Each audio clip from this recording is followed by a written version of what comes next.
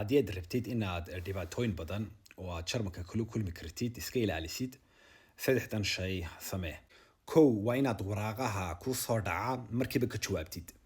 Boosta ha dhaylsan. Waraaqaha aad fahmi waydana waxaad ula tagtaa qof luqadda ku hadlaya.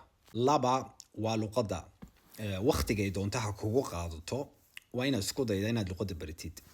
At least maalintii hal eray isku day inaad baratid. Saddex carruurtaada ka warhay.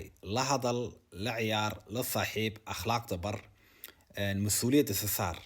Qof kale oo carruurta ku korinaya jarmalka ma joogo. Haddii aad saddexdaa shay samaysid wax badan baad qabatay.